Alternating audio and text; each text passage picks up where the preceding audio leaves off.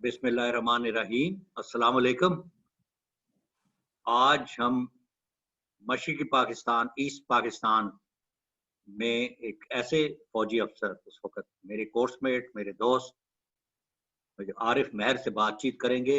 ये air defence से इनका ताल्लुक है और ये आपको बताएँगे जब इनकी रेजिमेंट 1969 में वहाँ गई जुलाई में, और शिप से ये जाते थे। उस ज़माने में हमारी रेजिमेंट्स कराची से पोर्ट ऑफ एम्बार्केशन कहलाता था और चिटागोंग में ये जाके शिप से डिसएम्बार्क होते थे और फिर ईस्ट पाकिस्तान में ढाका जाना, कहाँ जाना, वहाँ ये बटालियंस चली जाती थी। तो मैं अपना पहले इंट्रोड्यूस कर दूँ कि मेरा नाम ब्रिगेडियर रिटायर्ड खालिद उमर हूँ। पाकिस्तानी फ़ौज में 30 साल मैंने सर्विस की। इन्फेंट्री पंजाब रेजिमेंट और एनएलआई नॉर्दर्न लाइट इन्फेंट्री से मेरा ताल्लुक है। और जो मेरे फ्रेंड हैं वो मेजर आरिफ मेहर, वो उनका एयर डिफेंस से ताल्लुक है। अब आप बताइए जर्नी के मुतालिक और अपने मुतालिक। अस्सलाम वालेकुम जी। मेरा तारुफ तो ब्रिगेडियर साहब ने करा दिया है, तो मेरा ख्याल है असल बात की तरफ चलते हैं। बिल्कुल। 69 में मुझे दो ऑप्शन दिए गए, या एडजुटेंट बन के जॉर्डन, हमारी एक एयर डिफेंस यूनिट जा रही थी, उसमें चला जाऊं, या मौजूदा रेजिमेंट के साथ बंगाल चला जाऊं। तो मैंने ढाका जाना पसंद किया। अच्छा, वेरी गुड। तो हमारी यूनिट काफी खुश थी, क्योंकि ये पहली एक की यूनिट थी जो इस पाकिस्तान जा रही थी। उससे पहले दो बैटरीज थी, एयर डिफेंस लेकिन दोनों इंडिपेंडेंट थी। अच्छा, दो बैटरी अलग अलग, रेजिमेंट पूरी तो नहीं। हमको इस रेजिमेंट पूरी पहली दफा जा रही थी, और हम पहली दफा चाइनीज गन्स, जो उस वक्त हमारे पास लेटेस्ट थी, वो लेके जा रहे थे। कौन सी गन्स थी? ये थी 37 millimetre twins and 14.5 quad. 14.5 4 barrels होती थी उसकी, और वो बड़ा रोटेट करके फायर। 4 बैरल, और 37 की 2 थी। ओके। तो हमारी यूनिट जो थी पंजाबी बंगाली यूनिट थी, 25% बंगाली थे।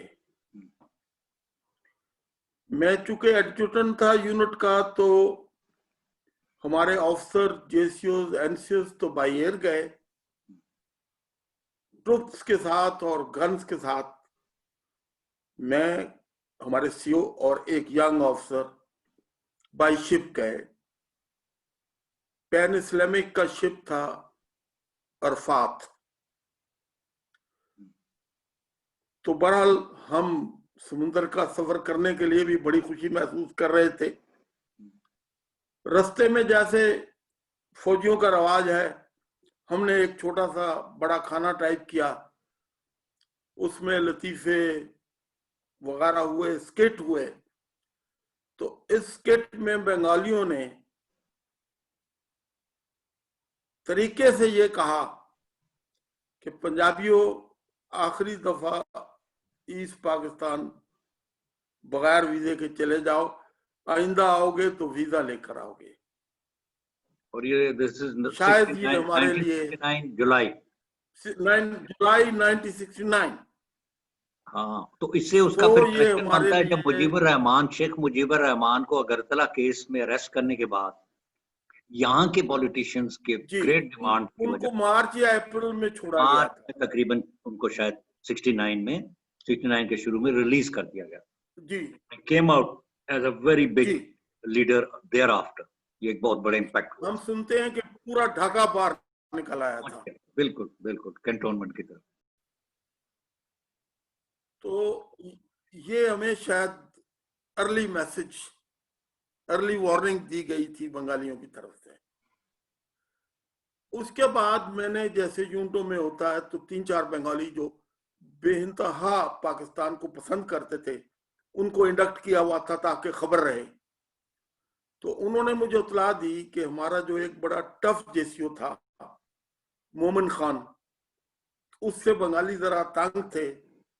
उन्होंने एक प्लान बनाया कि मोमिन खान को शिप में नजारा दिखाने के लिए शिप के किनारे ले जाके धक्का दे दिया जाए।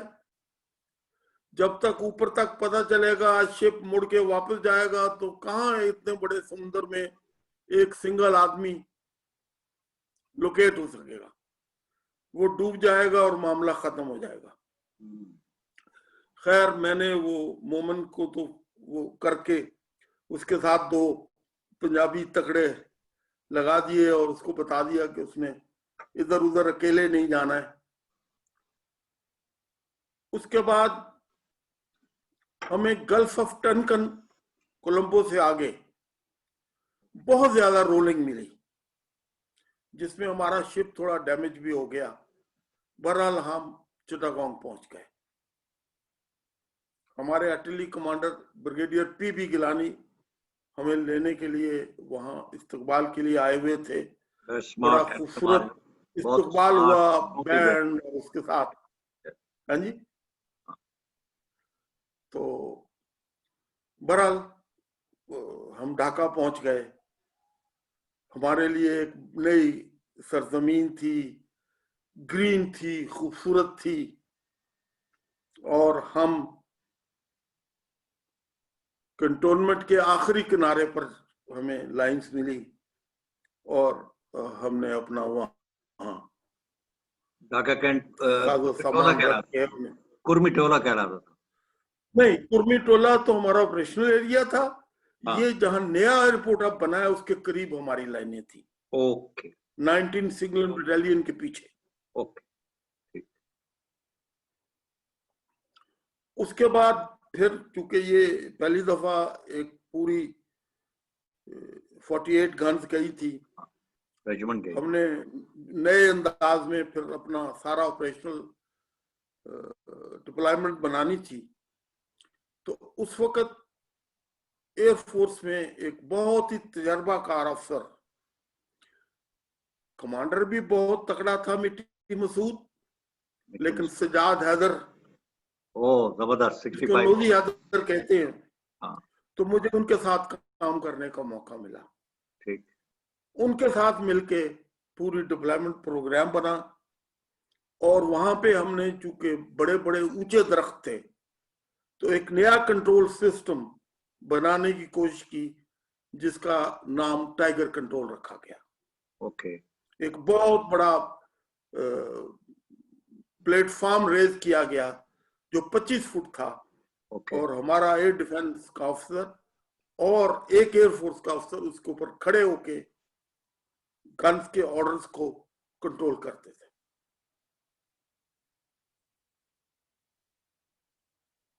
इसके बाद 1970 जो है, मैं समझता हूं बहुत ही इंपॉर्टेंट साल था। सबसे पहले तो साइक्लोन आ गए। यस, अगस्त 1970 तकरीबन। हाँ जी, अगस्त। और साइक्लोन की वजह से फिर इलेक्शन को पोस्टपोन भी किया गया। ओरिजिनल इलेक्शन कब थे? मेरे ख्याल में सितंबर में थे। हाँ, और वो ले गया है तो दिसंबर। हाँ, तो साइक्लोन में ब्रिगेडियर साहब एक हमने बहुत बड़ी गलती की। हम चूंकि एयरपोर्ट पे थे, एयरपोर्ट पे कंट्रोल रूम कायम किया गया, जिसमें मैं मौजूद रहता था। लेकिन दुनिया में से हर तरफ से इमदाद आई, लेकिन हमारा उन पे कोई कंट्रोल नहीं था। यस। वो जहाज और हेलीकॉप्टर मर्जी से आ रहे थे, मर्जी से लोग आ रहे थे, मर्जी से इंटीरियर में जा रहे थे। मेरा तजजिया ये कहता है कि उस जमाने में मुख्तलिफ एनजीओ, उनके तहत एंटी पाकिस्तान एलिमेंट आए। उन्होंने ईस्ट पाकिस्तान के दरियाओं में जो क्रॉसिंग एरियाज थे, विंटर में जो क्रॉसिंग एरियाज थे, उनको पूरा मार्क कर लिया। ओके। समर में मॉनसून के बाद आप दरिया बगैर किश्ती के क्रॉस नहीं कर सकते थे, लेकिन विंटर में ऐसी जगह थी इसलिए वो जहां पे फ्रेंडली। आप थोड़ी सी कोशिश से आप दरिया पार कर सकते थे। ओके। और उनका अटैक भी मेन विंटर में आया, नवंबर में 1971। जी, इसी मैं जिक्र करता चलूं, जब जनरल न्याजी एक दफा हमारी मेस में आए तो उस वक्त काफी मामला ठंडे थे, तो उन्होंने कहा कि यार अब हमने कंट्रोल कर लिया है। मैंने कहा सर, वो इस मौसम में कभी अटैक नहीं करेंगे, वो अटैक करेंगे तो विंटर में, जब वो हमारे दरियाओं को कहीं से भी पार कर सकें। और दरिया तो जो जैसे थे पाकिस्तान के, आप जरा बता दें कि अगर खड़े होते थे एक किनारे से, मसलन गंगा है, बाकी जगह है, तो दूसरा किनारा मुश्किल से नजर आता था फ्लड्स के नजर दौरान, आता था, पीक पर। लेकिन उनकी जो शाखें थी वो कम से कम आप क्रॉस कर सकते थे। बिल्कुल। चंद बड़े दरिया तो शायद नहीं कर सकते थे, लेकिन उनके चूंकि ये एक डेल्टा था, हर बड़े दरिया की जगह जगह शाखें निकली हुई थी। ओके। उनको आप इजीली क्रॉस कर सकते थे, चैनल जिनसे हर जगह आपका चैनल थे, वाटर चैनल या दरिया है या वाटर चैनल है वाटर या चैनल, पॉन्ड है या पैडी नहीं फील्ड वाटर पानी चैनल, भरा हुआ। हाँ, हर जगह वाटर पानी। चैनल जो वापस दरिया में चली जाती थी। बिल्कुल। तो मुझे जैसे जनरल न्याजी कहते, शेरा तू हमें न मारिया कर, हम चुप हो गए। तो उस साइक्लोन के बाद हमने वो ग्रिप जो थी, जो पाकिस्तानी बंगाली थे जो डेडिकेट थी, वो लूज कर गए। वो इस तरह लूज कर गए कि अवामी लीग ने उस वक्त एक प्रोपेगेंडा किया कि पंजाबियों को हमारी कोई परवाह नहीं है, नहीं है साइक्लोन में हाँ मदद। हम लुट गए, हम मारे गए, हम मर गए, हाँ। दुनिया आई, ये नहीं आए। ओके। यस। ठीक है ना। वो एक उन्होंने उसमें जो हमारे जो पाकिस्तानी बंगाली थे वो दब गए, वो थोड़े पीछे चले गए, उन्होंने दिल छोटा कर लिया। साइक्लोन, इस तरह साइक्लोन का आना, बिल्कुल आप बहुत अच्छी बात कर रहे हैं कि वो जब जो लोग जिन्होंने स्टडी किया है, जो वॉच कर रहे थे, उस वक्त भी देख रहे थे, वो यही कह रहे थे कि साइक्लोन की वजह से अवामी लीग ने टर्न अराउंड किया ओपिनियन। जी, उसमें और मौलाना बाशानी भी अपना बोरिया बिस्तरा उठा गए, तो इनके लिए एक खुला मैदान मिल गया इनको। मुझे याद है अभी एक भोला आइलैंड था साइक्लोन, साउथ में, भोला आइलैंड, उसके ऊपर जी इतनी बड़ी भोला टाइडल आइलैंड, वेव्स आई थी कि वो पूरा पानी में समुद्र के नीचे। हाँ। जी मैंने हेलीकॉप्टर के उसके ऊपर से उस वक्त प्रवास किया था, तो बहुत ही खतरनाक किस्म का साइक्लोन था। क्योंकि उस वक्त इलेक्ट्रॉनिक मीडिया नहीं था दुनिया में, ये प्रिंट मीडिया ही था, तो मैं समझता हूं कि आजकल के ये जो साइक्लोन है इनसे वो बहुत बड़ा था। ओके। ठीक। और एक इंसानी अलमिया भी था, बेशुमार लोग मारे गए, लोगों की डेड बॉडी इकट्ठा करके उनको दफनाना भी एक खास मरला था। ये सदर्न कोस्ट में, फौज ये जो बे ऑफ बंगाल को टच करता है इस पाकिस्तान का इलाका, और अब इनलैंड उसका और अंदर तक भी आप जिक्र कर रहे हैं। जी,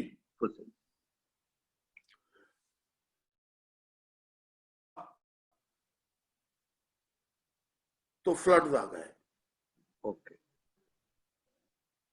एक मैं इसमें थोड़ा सा माजरत के साथ कहना चाहता हूं कि इन दोज डेज एक यूरोपियन मुल्क जो नेटो का भी हिस्सा था, उसके ऑफिशियल एयरफोर्स कि C-130 से जब सामान उतारा जा रहा था, जो सपोजिटली टेंटेज और ब्लैंकेट्स थे, उनमें से एक बैग खुल गया और कहते हैं कि उसमें G3 राइफल्स, यही जो पाकिस्तान आर्मी इस्तेमाल कर रही है, वो निकल के बाहर आ गई ढाका एयरपोर्ट। ये कहते हैं जिक्र वाकया ऐसा बताते हैं। ऐसा वाकया हुआ था, हमने ईस्टर्न कमांड में रिपोर्ट भी की, लेकिन ना जाने क्या बात थी कि उस वक्त जो ईस्टर्न कमांड थी वो ऐसे वाकयात को बहुत मामूली समझ के उसको कोल्ड स्टोरेज में डाल देती थी, उसको ऐसे सिंगल इंसिडेंट कह देती थी। ऐसे इंसिडेंट सिंगल नहीं होते, इसका पूरी चेन होती है। Yes. And they don't इसके साथ मिले हुए होते, they don't occur every other day. हर रोज तो नहीं होते ऐसे कि भाई एड आ रही है बाहर से, एक मुल्क दूसरे। हमने अभी अजरबैजान को भेजी है एक एयरक्राफ्ट लेके थोड़ी सी एड, तो दैट इज उसमें अगर आप डालें वेपन्स वगैरह और ये, तो this is very significant, very important. और आप कहते हैं कान खड़े होने चाहिए, eye opener of the authorities. बिल्कुल। मैं ये आपको बताऊं कि जी अमेरिकन के जो कुछ आए थे जहाज, उनमें जो वो लोग थे, उनके सार्जेंट थे, वो अपने मोटरसाइकिल भी लेके आए थे। शाबाश। उन्होंने अपने मोटरसाइकिल स्टार्ट किए, सारे ढाका में घूमते थे, हर किसी से राब्ता करते थे, लेकिन हमारी तरफ से कोई उनके ऊपर कदोखान ना लगाई गई। We let them play. That means the people who were overall seniors there or in command, or क्योंकि तो वो they were the ones who were permitting it, वो इजाजत दे रहे थे, तो फिर ये फिर रहे थे ना हर जगह। सर मैं छोटा मुंह बड़ी बात करने लगा हूं। हमारे दो बड़े थे, गवर्नर एडमिरल हैसन और कमांडर ईस्टर्न कमांड जनरल साहबजादा। ये दोनों स्कॉलरली आदमी थे, ये पेपर के ऊपर काम करते थे, स्कॉलर्स थे, लेकिन फील्ड कमांडर्स नहीं थे। Yes, none of them was a field commander. General Yakub के मुतालिक यही कहा जाता था, बड़े ब्रेन थे, बड़े लिंग्विस्ट थे, बड़ी उस लिहाज से थोड़ी उनकी जो कंट्रीब्यूशन, मेजर कंट्रीब्यूशन आर्मी में। But whenever given a practical situation, ये बहुत लोग जो उनके साथ थे वो ये कहते थे कि उनके लिए बहुत फिर it was difficult for him to go through that difficult. वो बहुत टाइम लेते थे कई फैसले करते हुए। ओके। आपको पता है, फिर लोग तो गायब कर देते हैं ना, पूरी एविडेंस ही गायब हो जाता है अगर आप क्विकली मूव नहीं करते। तो यू लूज दैट अपॉर्चुनिटी। तो इस तरह आहिस्ता आहिस्ता इलेक्शन शुरू हुए। सर मैं एक और बात करना चाहता हूं, शायद कुछ लोगों को पसंद ना आए। मैं बागे धुल कहता हूं कि 70 के इलेक्शन ईस्ट पाकिस्तान में फेयर नहीं थे, फेयर नहीं थे। यस, गवर्नमेंट ने उसमें इंटरफियर नहीं किया, ओके, लेकिन बंगाली बदमाशिया ने जो उनके एंटी अवामी लीग वोटर थे उनको बूथ तक नहीं आने दिया, वोट नहीं डालने दिया। ड्राई धमकाया, आप कह रहे? ड्राई धमकाया कहाँ? मैं उस वक्त ये खबरें आ रही थी कि ये अवामी लीग वाले, ये जो जैसे हमारे किया जाता है इंटीरियर सिंध वगैरह में, ये नोन कि नहीं सर, इससे बुरी हालत थी। मैं एक्चुअली उस वक्त हेलीबोर्न कंपनी कमांडर था, मेरे पास 2 हेलीकॉप्टर थे, और जहां से भी इतला आती थी तो मैं वहां जाके लैंड करता था। तो मैंने 4 जगह लैंड किया। जो ही लैंड किया लोग भाग गए, वोटिंग शुरू हो गई, क्योंकि पुलिस तो अवामी लीग के लोगों से ऑर्डर लेती थी, हमारी तो कोई रेट ही नहीं थी। मार्शल लॉ सर वर्क करता है ब्यूरोक्रेसी के साथ। ब्यूरोक्रेसी ऑर्डर लेती थी मुजीबुर रहमान से। ओके। तो मार्शल लॉ ऑफिस जो थे वो हाँ इनएक्टिव थे।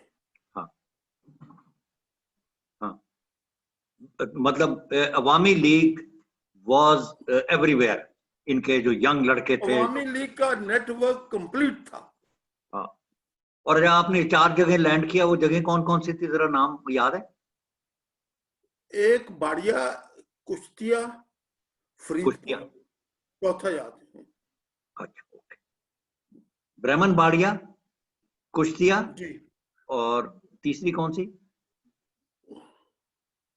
ये तो आप दोनों विंग्स पे चले गए ना। ब्राह्मण बाड़िया इस तरफ है, ईस्टर्न विंग पे, हाँ जी, और कुश्तिया उस वो तरफ है। उधर से उधर ही डायरेक्ट चले गए थे, ओके ओके। क्योंकि हमें जैसे मतलब यू आर कमांडर से ऑर्डर आ रहा अक्रॉस था। The breadth of east Pakistan, मतलब एक किनारे से दूसरे जी, किनारे, और दोनों जगह आपने तो देखा। इसलिए मैंने इलेक्शन को एक मुख्तलिफ नजर से देखा है जो और लोगों ने नहीं देखा, शायद कमांडर्स ने भी उस तरह नहीं देखा। बिल्कुल। तो अब हमारी पूरा मीडिया बार बार उसको fair election, fair election, fair election कहता है। यस, गवर्नमेंट इंटरफेरेंस नहीं। गवर्नमेंट इंटरफेरेंस के लिहाज से कहते हैं ना, क्योंकि यहाँ तो हाँ, लेकिन उसको क्लियर करना चाहिए ना। अगर एक आम आदमी जो कमजोर आदमी है उसको वोट डालने का हक नहीं दिया जाता तो फिर फेयर इलेक्शन नहीं रहता। वेल सर, बिल्कुल सही कह रहे हो। बिल्कुल, अगर उसको ये खौफ हो कि मैं घर से उधर तक जाऊंगा और मुझे कोई मारपीट की जाएगी या डराया धमकाया जाएगा, तो फिर आपकी सही बात है। बूढ़े, औरतें, चंद जवान आते थे, वो गरीब मार वार खा के चले जाते थे। हाँ, ये इनके ये जो अवामी लीग के जो थे ना, गुंडे बोलते थे, ये बड़े हाई हैंडेड इनका मेथड था, बड़ा डराना धमकाना। This was the tactics that they were using. हाँ जी। अच्छा, फिर इलेक्शन हो गया 7 दिसंबर को। इलेक्शन हो गए, तो अवामी लीग ओवरवेलमिंग जीत गई। 162 हाँ सीटें जी थी, तो उनमें से जी। 2 सीटें दूसरे अवामी लीग के पास नहीं गई। दो सीटें वो हारी थी, एक नूरुल अमीन की, बहुत और बहुत दूसरी चिटागोंग के आगे उस एरिया में राजा त्रिदेव राय जीते चकमा ट्राइब के हेड, है जी, चकमा ट्राइब के। चकमा हिल ट्रैक। ये दो, और ये दोनों, नूरुल अमीन फिर आपको याद होगा वेस्ट पाकिस्तान आ गए थे, प्राइम मिनिस्टर त्रिदेव रॉय डेजिग्नेट भी भी बनाए। वेस्ट पाकिस्तान आ गए। इनकी इस्लामाबाद में डेथ हुई है 2013 में। जी, त्रिदेव राय को लाइफ टाइम फेडरल मिनिस्टर का ओहदा दिया गया था। बिल्कुल, यस।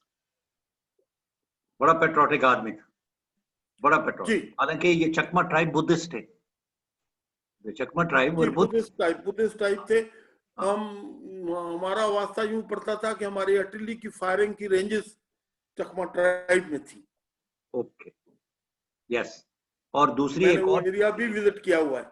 हाँ, मैं जब पीएमए में प्लेटून कमांडर था 1969 टू 71 अगस्त तक, एक कैडेट था एक वॉर कोर्स में, 1970 में कमीशन लिया, और वो बड़ा स्टॉकी, बड़ा स्ट्रांगली बिल्ड, ये चकमाज होते हैं, छोटी छोटी आंखें होती हैं, तो वो चकमा ट्राइब का लड़का, he became a lieutenant, second lieutenant, he passed out of किसी रेजिमेंट में चला गया था।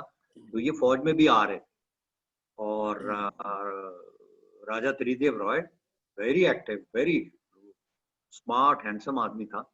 और नूरुल और अमीन, उन्होंने बाद में बिल्कुल पाकिस्तान का डेलीगेशन यूएनओ में हेड भी किया था, जब यूएनओ की मेंबरशिप बांग्लादेश को दे रहे बांग्लादेश थे, टू अपोज इट। उन्होंने अपोज किया था। और वो कहते हैं उनकी साइड से उसकी मदर को लाया था उनकी मदर को लाया गया था ताकि वो चुप बांग्लादेश। रहे। और हाँ हाँ हाँ, बिल्कुल सही, ये बहुत बड़ा वाकया है। और कल एक लेडी है, उसने ये एक वीडियो भी बनाया इसका, तो जो पाकिस्तानियों को देखना चाहिए। द रोल जो ईस्ट पाकिस्तानी हम बोलते हैं, यही भी बात करें, जो पाकिस्तानी रहे दिल से आखिरी वक्त तक, और उन्होंने क्या रोल प्ले किया। अच्छा, इलेक्शन हो गया, अवामी लीग जीत गई, 2 सीटों के लगा 160 सीट्स उनकी हो गई। कुछ एक दो वर्ड बोलें कि बहुत हाई परसेंटेज थी वोट्स की, जिससे शेख मुजीबुर रहमान धान मंडी कॉन्स्टिट्यूंसी ढाका से जीते। धान मंडी वाज लाइक जैसे हमारा गुलबर्ग है। हाँ जी, उसमें उनका मुकाबला ख्वाजा खैरुद्दीन ने किया था। हाँ, ख्वाजा साहब एक नरम दिल आम से आदमी थे। एक बदमाश का मुकाबला बदमाश कर सकता है, एक जेंटलमैन इस तरह के आदमी का मुकाबला नहीं कर सकता। बिल्कुल सही, बहुत फर्क। नूरुल अमीन आप बोलें जिसे इंग्लिश का लफ्ज thorough gentleman. Khairuddin was a thorough gentleman. एक जैसे पुराने वक्त के लोग थे ना, शरीफ तबा, वो ढाका के नवाब खानदान से था। उनका शहर के अंदर अपने जो उनको बंगाली नॉन बंगाली कहते थे। ये नवाब ढाका की फैमिली क्योंकि हमेशा से ही प्रो मुस्लिम लीग, प्रो पेट्रोटिक लॉक, इनसे डिफरेंट एटीट्यूड थे। नवाब सलीमुल्लाह ने होस्ट किया था मुस्लिम लीग जब बनी ढाका में 1906 में। जी जी, ये तो वो लोग हैं। और बंगाल को जो स्प्लिट किया गया था, जिसमें ईस्ट बंगाल को फायदा था 1905 से लेकर 1912 तक, और हिंदू मूवमेंट चला रहे थे, लीडिंग मूवमेंट जो थी वो हिंदू चला रहे थे कि बंगाल दोबारा कंबाइन हो जाए। ये बैकवर्ड इलाका कहलाता था ईस्ट बंगाल, जो what became what is Pakistan, east Pakistan. बिल्कुल ठीक। तो नवाब Salimullah supported this division of Bengal because it helped the backward portion. ये लोग कहते हैं ये हमने बैकवर्ड कर दिया, नहीं, ये हमेशा से ही बैकवर्ड आ रहा था, बिकॉज कैपिटल था कलकत्ता, कोलकाता, जो ब्रिटिश ने बनाया हुआ था। वहां के लोग एरिस्टोक्रेट बन चुके थे। अभी भी इंडिया में आप देखें कोलकाता के बंदे, सेन, चटर्जी, घोष घोष, एक एक डॉक्टर, इनकी मेडिसिन की बुक हैं, इनकी लॉ बुक्स हैं। तो दिस वाज मोर डेवलप, ये कम डेवलप। ओके, उसके बाद हम आ जाते हैं 1970 इलेक्शन हो गया। तो जो इलेक्शन में मेजॉरिटी पार्टी कौन सी? इलेक्शन के बाद ओवरऑल पाकिस्तान में इलेक्शन के बाद जी, वेस्ट पाकिस्तान में आपको पता ही है कि पीपल्स पार्टी सिर्फ 2 सूबों में पीपल्स पार्टी जीती, और इनके लीडर थे भुट्टो साहब जी। और लेकिन उसको पोज किया गया तो वेस्ट पाकिस्तान को। तो इनकी 160 सीट्स तो तकरीबन 53% बनती थी अवामी लीग की, ओवरवेलमिंग अबव 50%।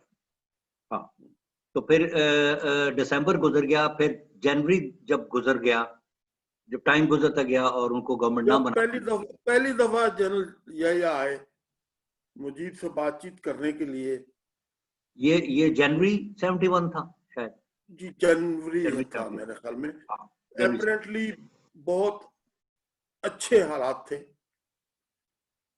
मैं चूंकि हम लोग डिप्लॉयड थे एयरपोर्ट पे, तो जब जलियाया वापस आ रहे थे तो सिक्योरिटी के अंदर मैं भी था, तो मुजीब उनको सी ऑफ करने आया। अच्छा। उस वक्त जो प्रेस के लोग इकट्ठे हुए थे वो याया के ऊपर दौड़े कि जी क्या फैसला हुआ। तो मेरी अपनी नजरों और आंखों में आपको बता रहा हूं कि याया ने हाथ शेख की तरफ करके कहा कि ask the future prime minister. Yes, this is जनवरी 1971 ये कहा है, यानी उन्होंने नॉमिनेट एक तरह का कर दिया। वो थे भी मेजॉरिटी पार्टी के लीडर्स थे, तो majority party leader of the house चुनती है, उसमें इनको कोई डिफिकल्टी ना होती, तो he was the natural future prime minister of Pakistan. Yes. तो फिर इस सिचुएशन में जो जुल्फकार अली भुट्टो थे, जो number 2 largest party, 28% seats only compare to 53% इनके, तो ये 160 सीट्स उनकी थी। असल मसला तो शुरू हुआ जब याया वापस लैंड किए। ओके। तो फिर जो दूसरी तरफ थी उन्होंने याया को घेरा डाला कि ये तुमने क्या किया, वो तो अलैदी का ऐलान कर देगा, वो हमारे एसेट उठा के ले जाएगा यहाँ से सारे। ये कर देगा वो कर देगा, और फिर वो मशहूर लाड़काना का दौरा यहिया का हाँ, हुआ, लाड़काना स्टे, जिसमें उसने कलाबाजी खा ली। जन लिया, यस, भुट्टो साहब के साथ लाड़काना ठहरे and stayed in Larkana. And stayed in Larkana, बिल्कुल। वहां से फिर उलटबाजी खाई, जो आजकल यू टर्न कहलाता है। तो फिर नया बात शुरू हो गई। भुट्टो साहब ने कहा कि जो ढाका जाएगा उसकी टांगे तोड़ दी जाएंगी। बिल्कुल, ये एक जुमला पाकिस्तानियों को पता होना चाहिए। ये उन्होंने कहा, this is on record, reported in newspapers, हमारे उर्दू इंग्लिश दोनों न्यूज़पेपर्स में रिपोर्ट हुआ। मेरे बहुत ही प्यारे दोस्त अब इस दुनिया में हो नहीं रहे, जाएगा अतर अब्बास साहब। क्योंकि अतर अब्बास साहब बहुत मशहूर अखबार नवीस थे। हाँ, उन्होंने उस वक्त रखा था, एक फिक्रे से सुर्खी लगाई थी, उधर तुम इधर हम। और ये किसने कहा? उस वक्त मैं समझता हूँ मैं कह रहा बांग्लादेश की ईंट इधर रख तुम, दी इधर गई। इधर हम, ये किसने कहा? हाँ, भुट्टो साहब ने कहा। ये सुर्खी लगाई थी अतर अब्बास साहब ने अखबार में।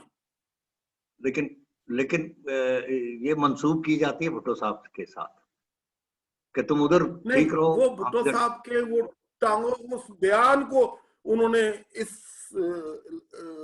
टर्म में पूरा इस घुमो दिया, इसकी अपने अल्फाज में टाइटल लगा दिया, सुर्खी लगा अपने अल्फाज में उसको घुमो दिया, टाइटल बना दिया। और नीचे हुई था कि उन्होंने उसके बाद एक वफद यहां से भुट्टो साहब ने भेजा, जिसमें कसूरी साहब भी थे, मौलाना कौसर नियाजी भी थे। उसमें साहबजादा अहमद रजा कसूरी यंग मैन को अप्रोच किया मुजीब ने। मैं उन्हें कॉलेज से जानता था, वो भी गवर्नमेंट की लाहौर में मेरे सीनियर थे। बिल्कुल। मेरे साथ उनकी सलाम दुआ थी। तो उस वक्त की जो मेरी उनसे बातचीत हुई, तो उनको इशारा दिया गया था मुजीब की तरफ से कि क्योंकि अगर मुजीब हुकूमत बनाएंगे तो उनको पंजाब और सिंध से एक फॉरवर्ड ब्लॉक चाहिए था। उस फॉरवर्ड ब्लॉक बनाने के लिए इनको इशारा दिया गया। किसको? इसी की बिना पर बाद में उनको कत्ल करने का मंसूबा बना, जिसमें उनके वालिद साहब शहीद हुए और फिर भुट्टो साहब फांसी पा गए।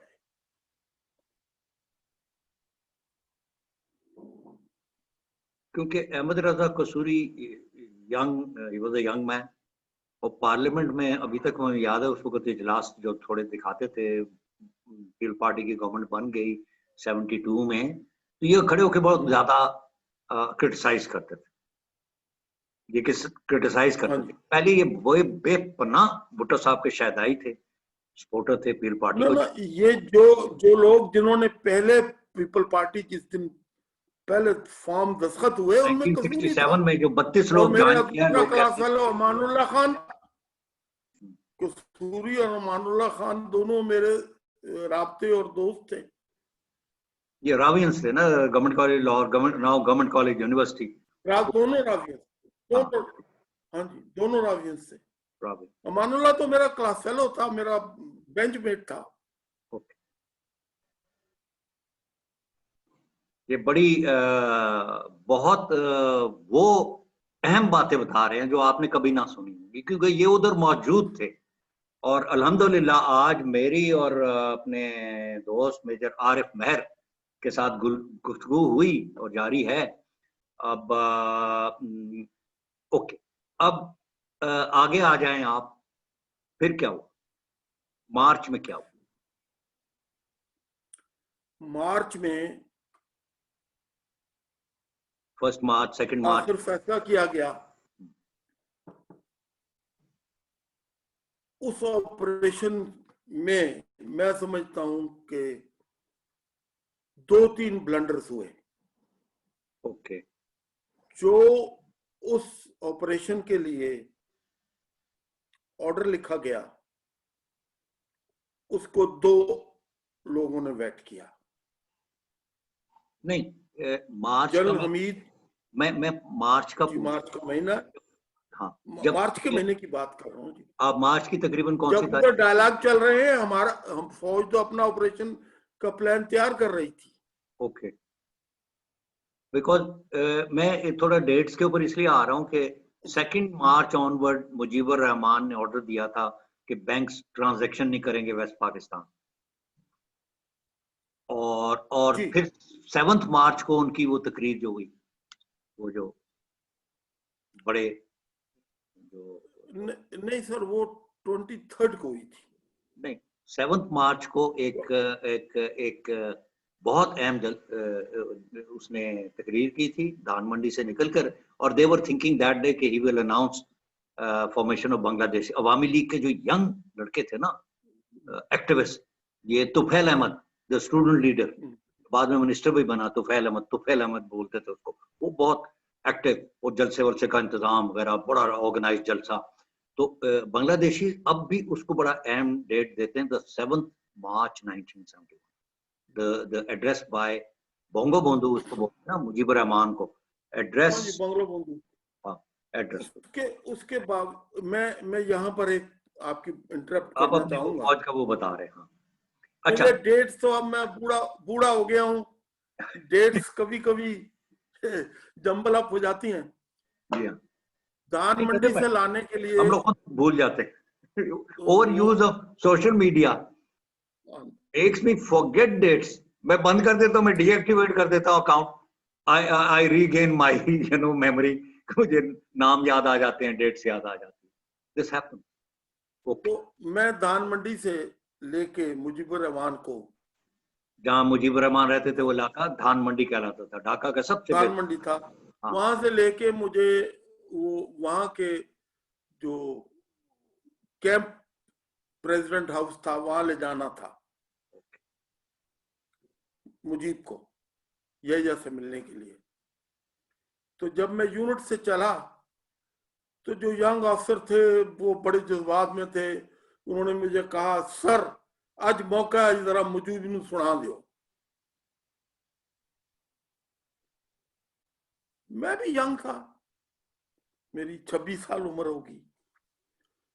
जब मैं पहुंचा तो मुजीब को लेके वहां से चला, तो मैंने कहा कि शेख साहब क्यों पाकिस्तान तोड़ना चाहते? आपको पता है कि मैं सीधा और मुख्तसर बात करता हूं। शेख साहब चुप कर रहे, मेरी तरफ मुस्कुराए, कुछ नहीं बोले। जब प्रेसिडेंट हाउस उतरे तो मैं भी उतर गया, तो उन्होंने मेरे कंधे पे हाथ रखा और मुझे एक थोड़ा सा साइड में ले गए और कहने लगे, कैप्टन साहब मुझे नहीं पता कि आप अपनी बात ऊपर पहुंचा सकते हैं कि नहीं, इनको कहें मेरी 1-2 बातें मान जाएं। मैं 6 पॉइंट पे इलेक्शन जीता हूं, मुझे कुछ दें कि मैं इनके पास लेके जाऊं। मेरे नीचे वाले अलहदगी से अलावा कुछ नहीं मांगेंगे। यस, नहीं कम पे तैयार होंगे। Younger law. यस, मैंने आके सीओ को बताया, लेकिन वो उस वक्त तो हमारा ऊपर वालों का मूड जो था वो कुछ और था। अच्छा, यहाँ हम अपनी गुफ्तगू खत्म करते हैं।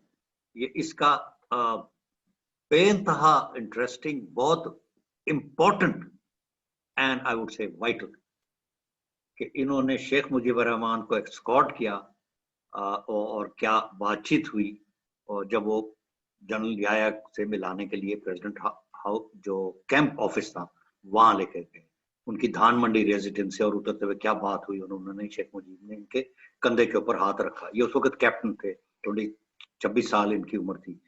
Thank you very much Arif Mehar भाई। हम we will continue this but with a pause and a break in the next video, next part. But the thank conversation you very much sir, thank you very continues. Much. Allah Hafiz, viewers. Pakistani जो सुन रहे हैं, ये एक अहम है, आज हम अल्हम्दुलिल्लाह आपको ये चीज़ पहुंचा सकें इनसे बातचीत करके। और आपको अगर आपने देखा है कि मैं YouTube के ऊपर भी ये वीडियोस बना रहा हूँ और सोशल मीडिया पे पोस्ट कर रहा हूँ, लिख रहा हूँ, तकरीबन अक्टूबर के एंड से, अब तकरीबन 2 महीने होने लगे। और लेकिन ये एक ऐसा है कि हमें ज़िंदगी का कोई नहीं पता कितना और अल्लाह ने हमें दिन दिए हैं इस दुनिया में। मैं 74 हूँ और उस वक़्त मतलब मेरे से 1 साल बड़े हैं, 1.5 साल बड़े हैं। मेजर आरिफ में, तो हम कौम तक ये बात पहुँचा दें। अगर आपको टाइम मिले, इंटर पार्टी बैटल्स जो रोज़ाना चल रही हैं और जो आपस में कन्फ्रंटेशंस हैं, तो ये पाकिस्तान का एक बहुत अहम पीरियड है पाकिस्तान की तारीख का। 1969, उससे पहले अगरतला 68 ऑनवर्ड स्टार्ट था, फिर 70 आया, ये उधर मौजूद थे, 70 जुलाई में वहाँ गए, 71 के तकरीबन जब वॉर इंडियन ने अटैक किया, तकरीबन उधर से उस वक़्त ये वापस आए, वो हम सेकंड पार्ट में कवर करेंगे। और मार्च ऑनवर्ड वहाँ क्या होता रहा, उसके ये आई विटनेस हैं। अल्लाह हाफ़िज़। पाकिस्तान खुदा हाफिज। जिंदाबाद। अल्लाह जिंदाबाद। अकबर। चल बेटा क्लोज कर ले।